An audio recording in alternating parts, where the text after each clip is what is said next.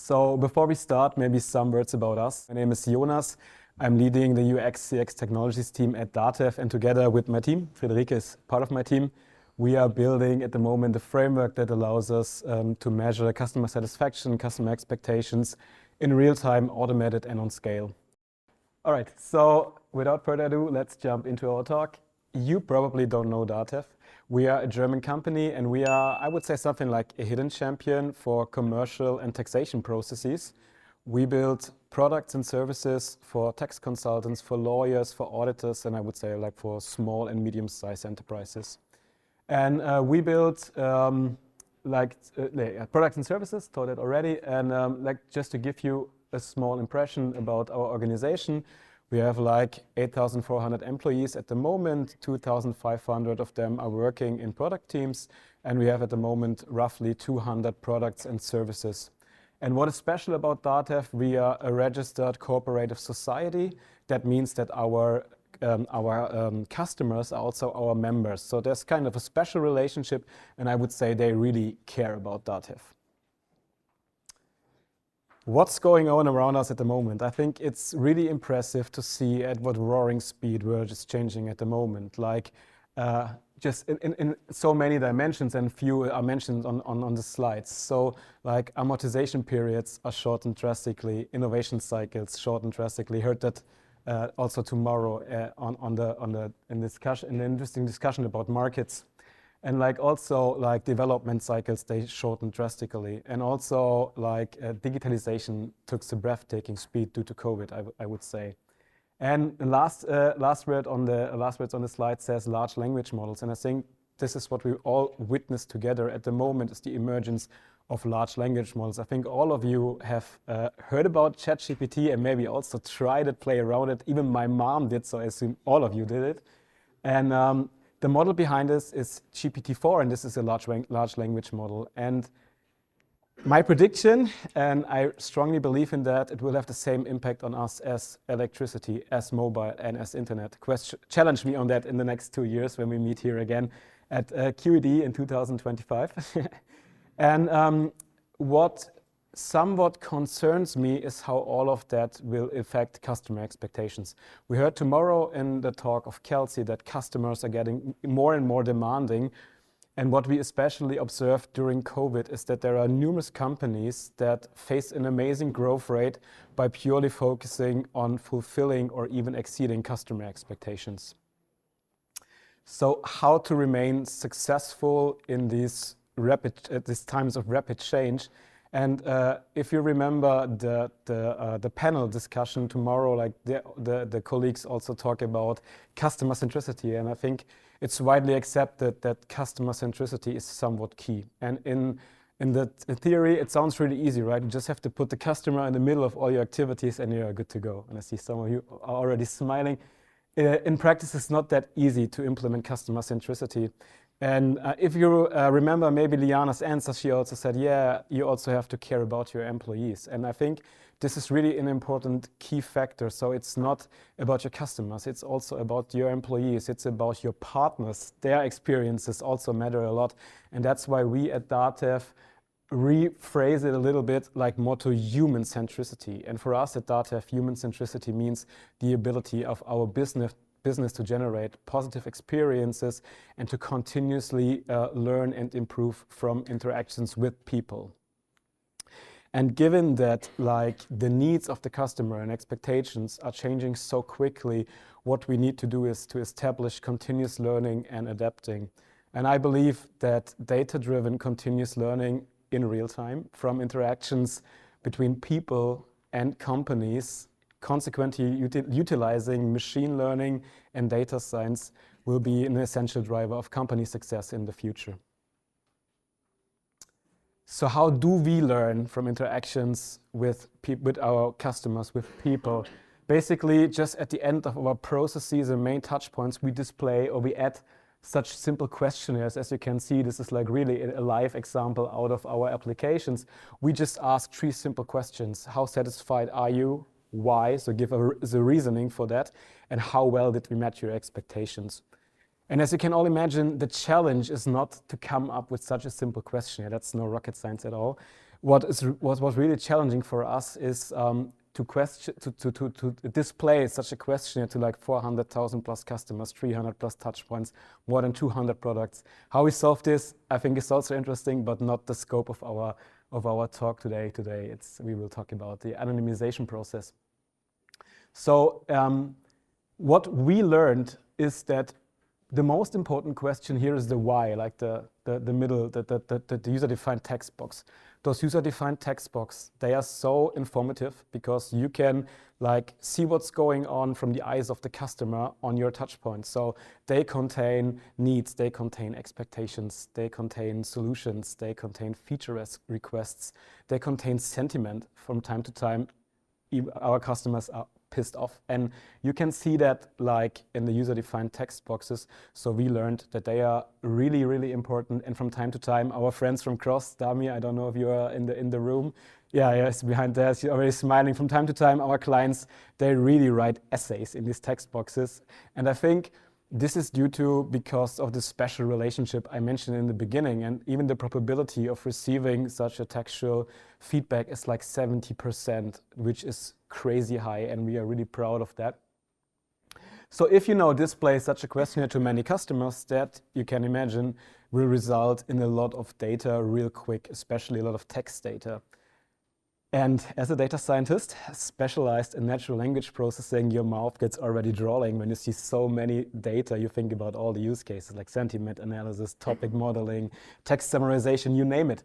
And also, like back in the days, our C-level comes up with a decision that it's okay under some circumstances to put some data into the public cloud, which might seem like a little thing, but it's a big thing for our company. Just even slightly open the window to the public cloud, because data security and data protections is somewhat our USP, and also our customers, they expect us to deliver on that. So I was okay, cool, let's build our UX/CX architecture in the public cloud. We started our plan, started conceptualizing, and then we talked to the legal guys, and some of you are already smiling again. So yeah, they said, oh, you can do it like that. So it sounds really cool, but where's your consent to put the data in the public cloud? I say, oh, there is no consent. Then say, okay, but we got an alternative. Just anonymize everything before you put it into the public cloud. And I was, holy crap, because back in the days, even when we started, we get like 5,000 feedbacks a week. So it's hard to anonymize all of that by hand. Yeah, and with that, I'm handing over to Friederike. She's going to explain how we started in the beginning and why it's a good idea to see it as a machine learning problem. Yeah, so now that we knew that we couldn't use all this valuable customer feedback without anonymizing it, we needed to find an automated solution that would scale with the growing amount of incoming feedback. So we started a small proof of concept, mainly to answer 3 questions. First of all, what is anonymization in our context? Then how could a possible solution look like? And how do we know the solution that we found is good enough? So to answer the first question, we went to our source of choice, the GDPR, that gives an implicit definition of what anonymization is. The GDPR thinks that a text is anonymous if it doesn't provide enough information to single out a person from a group. And there's 2 kinds of information that can be contained in a text. First, direct identifiers, such like the name or the social security number. And then there's quasi-identifiers, like the age or the job role that you need to combine in order to single out a person. And this might be a good moment to look further into our texts. So it's unstructured data, and as Jonas already said, it can vary a lot in tone and emotion, and I think anyone who's ever read a customer review can relate to that. So we have very polite customers who like to write long essays that contain a lot of text domain-specific terms and abbreviations. And we have customers who like to write rather informal texts using strong language and not focusing on spelling and grammar too much. The main point is that the texts don't share a common structure and personal data can occur anywhere within them. So our main problem are direct identifiers, because the texts are not connected to each other, so there are not really quasi-identifiers that can be connected to single out a person.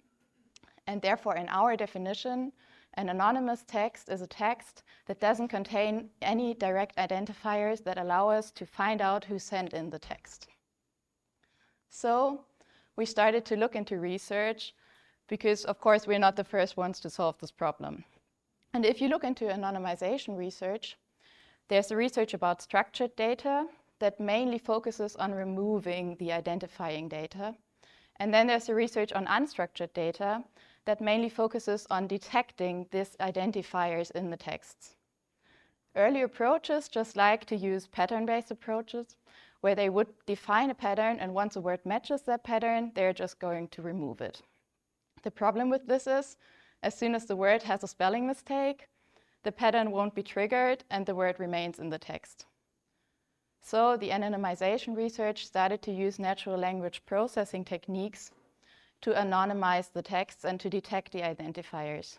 And the most commonly used technique is named entity recognition, which makes sense because a named entity is a text span that points to a real-world entity, identifying it, so to say. And the aim of named entity recognition is to find these text spans and classify them. So to give them a label that says this is an organization or a person or a location. The main advantage of doing named entity recognition with a machine learning model is that these models can learn to speak our customer's language.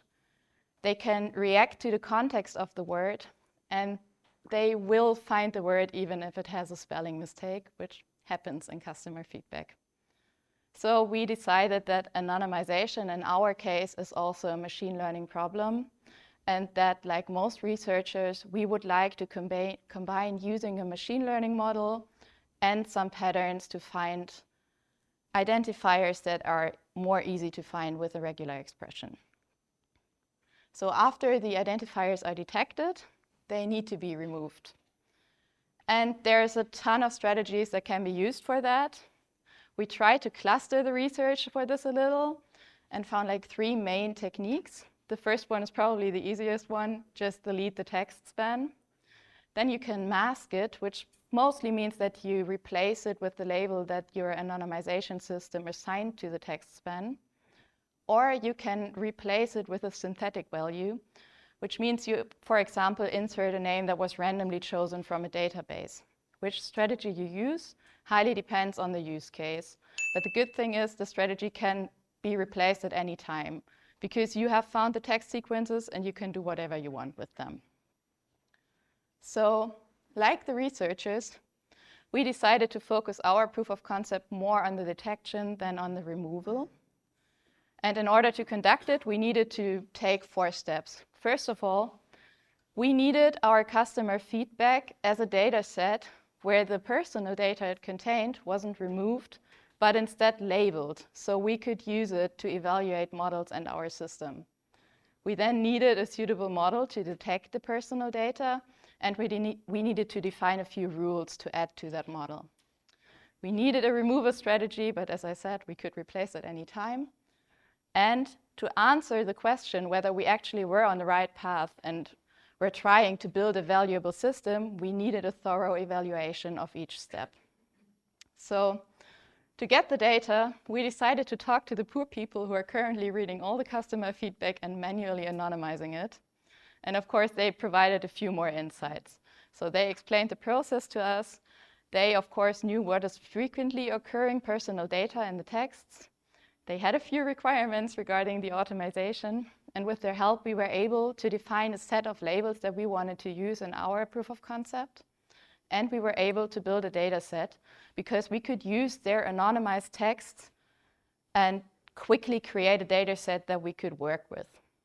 Since this data set was still very biased and small, we decided not to train our own model for the detection step, but to use an off-the-shelf model just to see whether named entity recognition was the right path at all.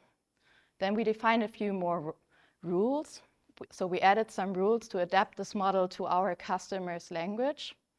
We added some rules to filter out entities that the model detected that we actually didn't want to anonymize. For example, it would mark DATEV as an organization, and we kind of want to keep that in our texts. But we also added a few more rules to find some DATEV-specific IDs. We then combined each of these steps. So we used the model and just the filtering step, we used the model and just the adding step, and we evaluated all of that thoroughly to answer the question whether this could replace the manual anonymization. So we needed a metric that could answer that question. And as you can already see on that slide, finding it wasn't as easy. We again looked into research, and we saw that most researchers like to use the metrics that are commonly used to evaluate named entity recognition. So it will use recall, which just tells us whether the model found all the personal data text spans. Then there's precision, that tells us whether all the text spans that the model marked is actually personal data. And there's the F1, that's just the harmonic mean of both. So sounds easy enough, right? Just use recall and you know whether the model found everything. Well, if you look at anonymization systems, you have first to define what a positive result is. So what is a correct result of your system? Is a correct result a text that was completely anonymized, so where the model found every sensitive text span? Is a correct result a text span where the model actually detected correctly whether it's an organization or a person? Or does that not matter because you just want the model to find the text span? Is it okay if the model just finds some words of the personal data? Or does it have to find every single word of the personal data?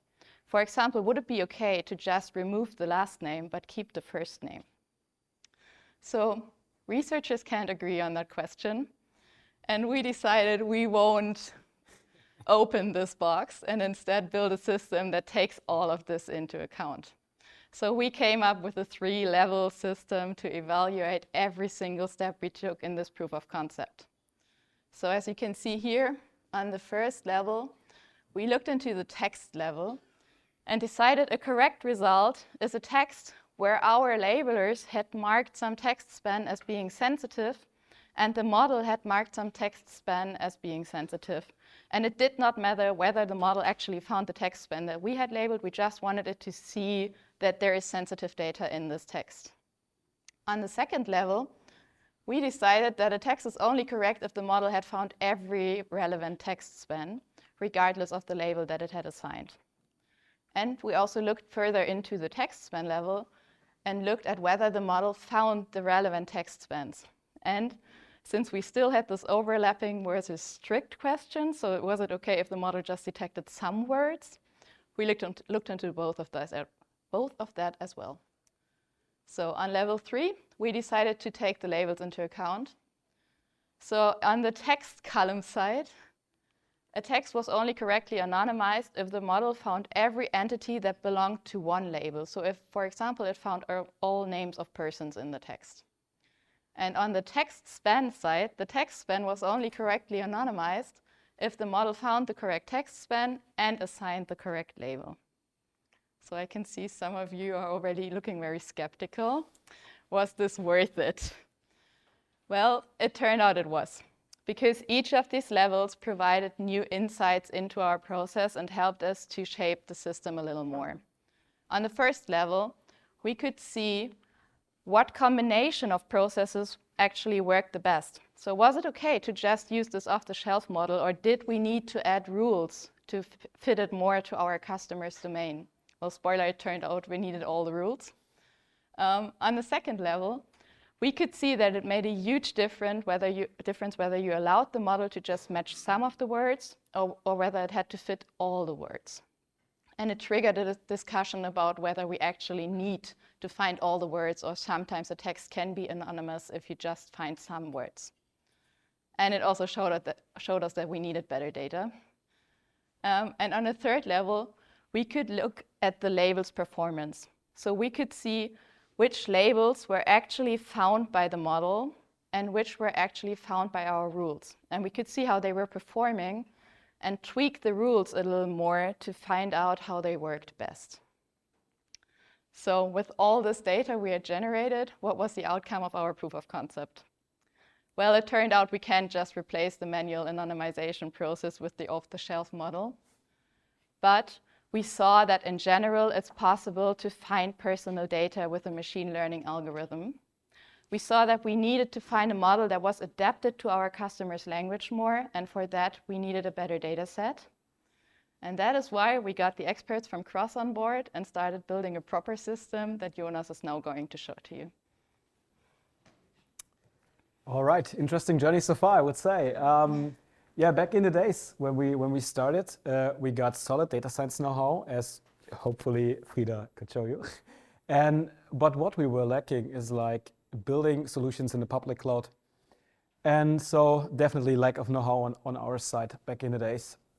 Regarding manpower, we are just 4 people on my team and covering a lot of projects and topics. This is just one out of many.